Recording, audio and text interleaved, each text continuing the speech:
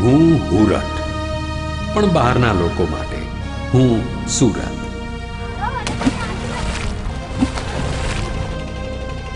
તાપીના કાંઠે વસેલું નગર હવે મહાનગર. તાપી દક્ષિણ તટ, સુરત મુજ ઘાયલ ભૂમિ. મને ઘણું અભિમાન, ભોય તારી મેં ઝૂમી. સ્નેહ, સુખ, સંવાદ, શ્રદ્ધાનું નગર. ઐક્ય, આનંદો ની ભાષાનું નગર. આથમી ગઈ છે નિરાશાની નિશા. છે સુરત ઝળહળતી આશાનું નગર. છે સુરત ઝળહળતી આશાનું નગર. ભારતના પશ્ચિમ કિનારે, ગુજરાત રાજ્યના દક્ષિણ ક્ષેત્રે, હિન્દ મહાસાગરને ચૂમતું મારું રહેઠાણ. આનંદી, કામગરા, ખાણીપીણીના શોખીન એવા લહેરી લાલા સહેલાણી એ મારા લોકોની ઓળખાણ.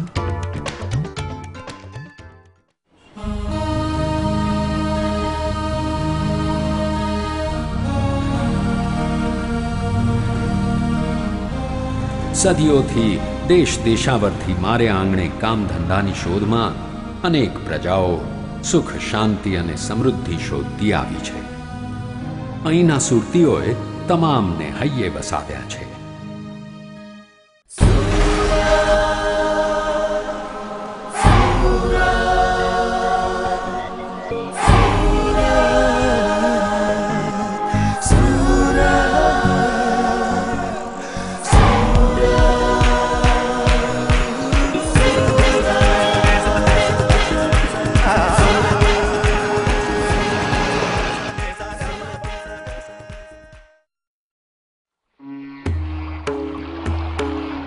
કહેવાય છે કે મારો જન્મ ભગવાન પરશુરામની સૂર્ય ઉપાસનાનું પરિણામ છે. એક સમયે મારી ઓળખ સૂર્યપુર તરીકે પણ હતી. કાનડદે પ્રબંધ પદ્મનાભે લખ્યું. એની અંદર એને અલાઉદ્દીન ખિલજીના લશ્કરે જે આક્રમણ કરેલું ગુજરાત ઉપર એનો ઉલ્લેખ કર્યો છે. એમાં એને રાંદેર અને સુરત ઉપર પણ આક્રમણ કરેલું એવો ઉલ્લેખ છે. એનો સાદો અર્થ એવો થાય કે 1456 ની અંદર સુરત હતું. હું એક સમયે ભારતના પ્રવેશ દ્વાર તરીકે પ્રચલિત હતું. હાકેમ ખુદાવંદ ખાને વિદેશી આક્રમણોને ખાળવા ઈસવીસન 1538માં તાપીને કિનારે ભવ્ય કિલ્લો બંધાવ્યો, જેને કારણે અહીં વ્યાપાર રોજગાર ખૂબ વધ્યા. એક સમયે 84 બંદરોના બાવટા મારે બંદરે ફરકતા હતા. પછી તો અનેક વિદેશી પ્રજાઓ આવીને અહીં વસી. સૌ પ્રથમ આવ્યા આર્મેનિયન, પછી પોર્ટુગીઝ અને ડચ. નાણાવટમાં અહીંના નગરશેઠોએ આંતરરાષ્ટ્રીય બેન્કિંગના બીજ વાવ્યા. દુનિયાના કોઈ પણ દેશનું ચલણ અહીં બદલી શકાતું અને અહીંથી જ હુંડી પ્રથાની શરૂઆત થઈ. ઈસવીસન 1608માં બ્રિટિશ વાણ સૌ પ્રથમ અહીંના કિનારે લાંગ્યું અને 1613માં તેઓએ અહીં પહેલી ફેક્ટરી શરૂ કરી. અને ધીરે ધીરે મારી સમૃદ્ધિ અને સાખ વધતા ગયા. મરાઠા સરદાર શિવાજીએ મુગલાઈ સામે બાંગ પોકારી. ઈસવીસન 1660માં અને 64માં સુરત લૂંટ્યું, પણ સુરત ભાંગ્યું નહીં. આ સમયે મુગલાઈના પતનનો કાળ હતો. બ્રિટિશરોએ મારો કબજો લીધો અને મને વ્યવસ્થિત નગર જીવન મળ્યું. ઈસવીસન 1852માં સુરત મ્યુનિસિપાલિટી અસ્તિત્વમાં આવી. આખાએ હિન્દુસ્તાનમાં પહેલી વાર જાહેર માર્ગ પર વીજળી સુરતમાં આવી. પછી રેલવે આવી અને ઈસવીસન 1877માં હોપ પુલ જાહેર જનતા માટે ખુલ્લો મુકાયો.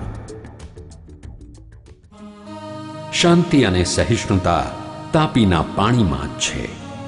સદીઓથી તમામ જાતિ વર્ગના લોકો અહીં મળી સંપીને રહેતા આવ્યા છે.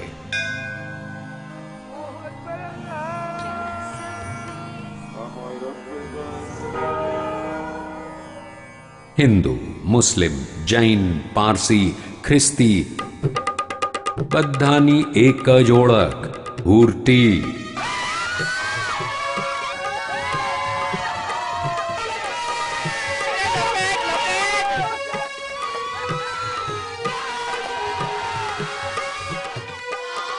બધા એકબીજાના ઉત્સવો તહેવારોમાં આનંદથી ભાગ લે. અહીં તહેવાર જ વ્યવહાર છે. એના સુરતીઓનો મુખ્ય સ્વભાવ રંગીલાપણાનો, મોજીલાપણાનો, હેપી ગો લકી, જેને અંગ્રેજીમાં કઈ એવો છે. ખાવું પીવું અને આનંદ કરવો એ એનું મુખ્ય લક્ષણ છે. સુરતનું જમણ અને કાશીનું મરણ એમને એમ નથી કહેવાતું. લોચો, ખમણ, પોંગ, ઊંધિયું, ઘારીથી મારે આંગણે જીવન ઉજવાય છે. સુરત એક જમાનામાં ગુજરાતનું સાંસ્કૃતિક પાટનગર ગણાતું હતું. અહીંના સાહિત્યકારોમાં સૌ પ્રથમ નામ વીર કવિ નર્મદનું આવે. નર્મદ ગુજરાતી ગદ્યના પિતા ગણાયા.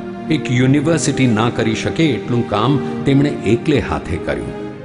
ગુજરાતી ભાષાની પહેલી નવલકથા કરણ ઘેલોલ નંદશંકરે આપી તો નવલરામ ગુજરાતીના પહેલા વિવેચક તરીકે માન પામ્યા. રમણભાઈ નીલકંઠે પહેલી હાસ્ય નવલ ભદ્રમ ભદ્ર આપી તો જ્યોતિન્દ્ર દવેએ હાસ્ય નિબંધો દ્વારા ભારતના શ્રેષ્ઠ હાસ્યકાર તરીકે નામના મેળવી. રાંદેર અને સુરત ગુજરાતી ગઝલના કેન્દ્ર સ્થાન બન્યા. નાટ્ય ક્ષેત્રે, ફિલ્મ ક્ષેત્રે અને ચિત્રકળા ક્ષેત્રે પણ સુરતીઓએ આંતરરાષ્ટ્રીય ખ્યાતિ પ્રાપ્ત કરી. આ એક કસ્બી શહેર છે, ઉદ્યમી શહેર, ઉદ્યોગપરાયણ શહેર. લઘુ ઉદ્યોગો, ગૃહ ઉદ્યોગો એ એનું મુખ્ય લક્ષણ. છેક મોગલોના કાળથી જરી કસબ ઉદ્યોગને કારણે મારી ખ્યાતિ ઠેર ઠેર પહોંચી હતી. તે પછી આવ્યો કાપડ ઉદ્યોગ અને હું ટેક્સટાઇલ સિટી તરીકે ઓળખાવા માંડી. તો 70ના દાયકામાં હીરા ઉદ્યોગે મારી નવી જ ઓળખ ઊભી કરી. દુનિયામાં બીજે ક્યાં તમને રસ્તા પર હીરાનું બજાર જોવા મળે? 1964માં હું સુરત આવ્યો 13 વર્ષની ઉંમરે. ત્યારનું સુરતમાં ફક્ત 2,75,000ની વસ્તી હતી, જે આજે 50 લાખની છે. હું આવ્યો ત્યારે ડાયમંડ બિઝનેસમાં ફક્ત 200 કારીગર હતા અને આજે 5 લાખથી વધારે કારીગરો ડાયમંડમાં કામ કરે છે અને ડાયમંડની ઉપર ડાયરેક્ટ કે ઇનડાયરેક્ટ સુરતમાં 20 લાખ માણસો રહેશે. ઉદ્યોગોના આગમનથી મારામાં વસ્તી વિસ્ફોટ થયો. સુધરાઈ તંત્રો પહોંચી વળતા ન હતા, એને કારણે અહીં વિકાસ અને વિનાશ લગોલગ રહેવા લાગ્યા. 1994માં તાપીમાં પૂર આવ્યું અને રોગચાળો ફાટી નીકળ્યો. કેટલાય લોકોએ જીવ ગુમાવ્યા. મને છોડીને લોકો ભાગવા લાગ્યા.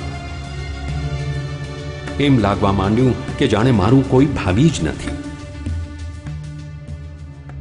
ત્યાં આશાનું એક કિરણ ફૂટ્યું. સુરત મહાનગરપાલિકાના અધિકારીઓએ પણ નગર સુધારને માટે કમર કસી.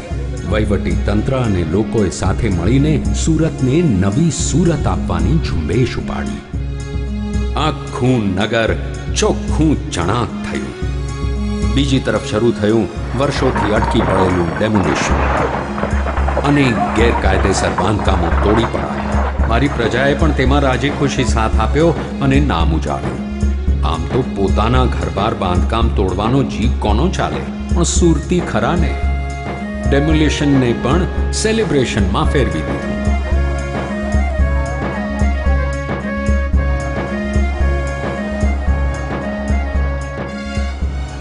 જાણે ફરી નવી શરૂઆત થઈ.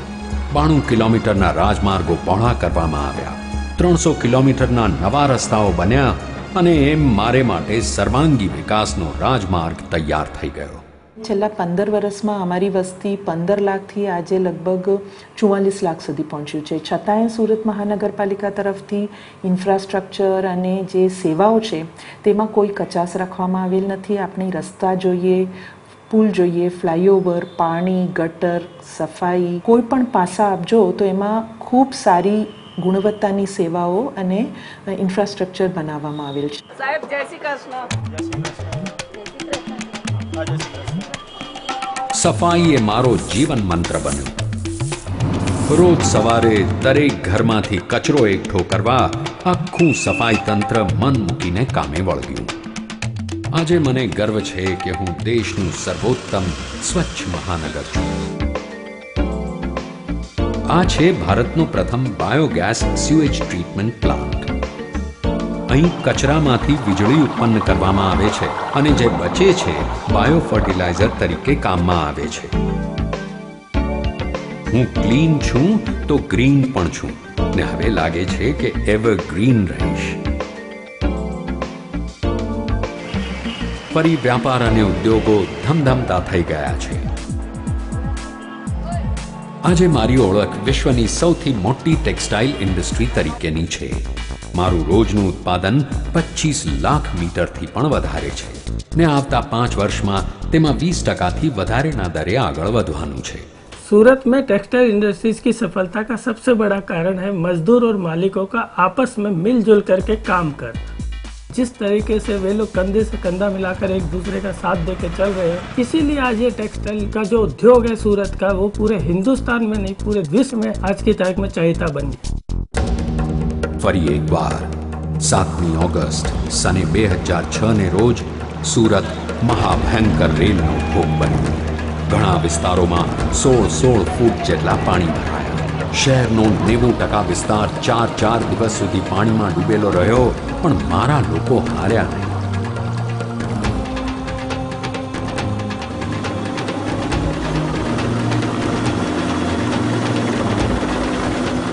રાજ્ય સરકાર અને સ્વૈચ્છિક સંસ્થાઓ મદદ કરવા પહોંચ્યા તો સુરતના લોકો જાતે પોતાની મદદે ચડ્યા. જ્યારે આટલું મોટું ફ્લડ આવ્યું ત્યારે આખા સુરતના તમામ લોકો પોતાના ઘરમાં ફ્લડ આવ્યા પછીની તકલીફો ભૂલી અને પોતે ફૂડ પેકેટ તૈયાર કરીને બીજાને પહોંચતા કર્યા.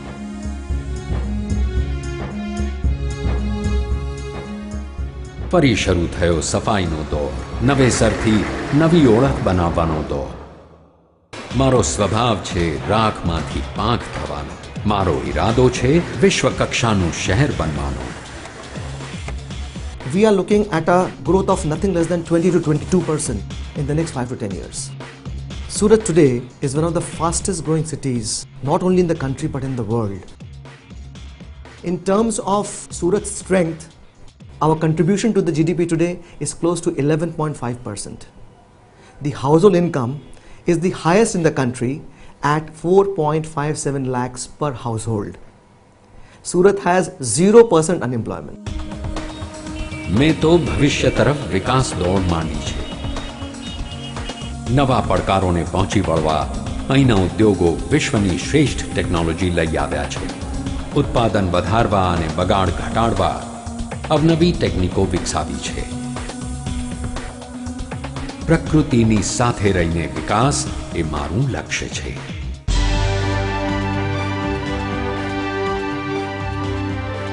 હીરા ઉદ્યોગે પણ વિશ્વ ક્ષેત્રે હરણફાળ ભરી છે. આજે વિશ્વમાં બનતા 11માંથી 9 હીરા સુરતમાં બને છે. અદ્યતન ટેકનોલોજી, કસબી કારીગરો, સુખ શાંતિનું વાતાવરણ, આ બધા કારણે સુરતનો હીરા ઉદ્યોગ આખા વિશ્વમાં ઝળહળે છે. 1966-67ની અંદર ખાલી 21 કરોડનું એક્સપોર્ટ હતું, જે આજે લગભગ 80,000 કરોડના ટર્નઓવર ઉપર પહોંચી ગયું છે. ઘણાના પ્રશ્ન છે કે ભાઈ નથી તો સુરતમાં માઇન્સ, મોટાભાગના એન્ટરપ્રિન્યોર પણ પાલનપુર અથવા સૌરાષ્ટ્રના ભાઈઓ છે, કારીગરો પણ ત્યાંના છે, તો સુરતમાં કેમ? એક તો અહીંનું ક્લાઇમેટ બહુ સારું, નહીં બહુ ગરમી, નહીં બહુ ઠંડી, અને એથી વિશેષ સુરતના લોકો જેને પણ આવ્યા પ્રેમથી આવકાર્યા છે. અને હીરા પછી ઝવેરાત.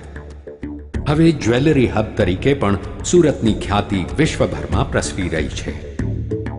નવા ઇન્ટરનેશનલ એરપોર્ટની સાથે હવે હું ફરી આખા વિશ્વ સાથે જોડાઈ જવા તૈયાર છું. નવા લોકો, નવી ધગશ સાથે ઝડપી વિકાસ તરફ ઉડવા તૈયાર છું. મારા દરિયાકાંઠે હજીરા ઇન્ડસ્ટ્રીયલ એસ્ટેટ વિકાસ પામી રહ્યો છે. ભારતનું આ સૌથી મોટું ઇન્ડસ્ટ્રીયલ હબ છે. એવી ધારણા છે કે સન 2015 સુધીમાં રૂપિયા 15,000 કરોડનું રોકાણ આ ક્ષેત્રે થશે.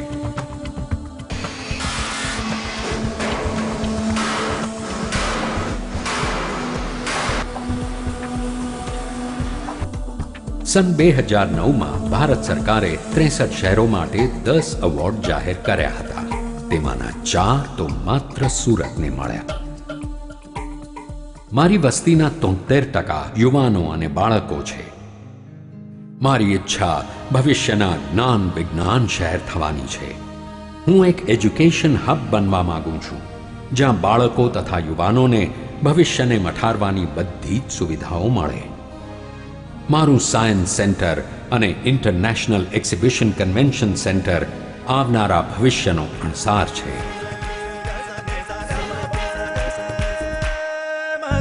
અસુરત અસુરત અસુરત છે, અસુરત અસુરત અસુરત છે, અસુરત અસુરત અસુરત છે, જ્યાં મોજ મજાને જલસાની એક જન્નત છે, જન્નત છે સુરત. મોજ મજાને જલસાની એક જન્નત છે, જન્નત છે સુરત.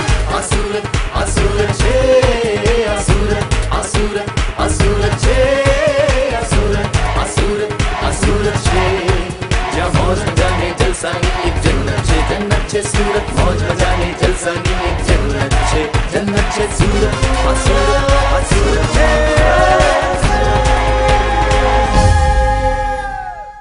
સુરતની ખાસિયત એટલે અહીંયાના લોકો એટલા સરસ સ્વભાવના, હૃદયથી એકદમ સ્વચ્છ નિર્મળ. इस शहर की मिट्टी में कुछ तो है कि ये एक जोश देती है कि तुम करो, मैं तुम्हारे साथ में हूँ. If I am given another birth, I would come back and live in the city.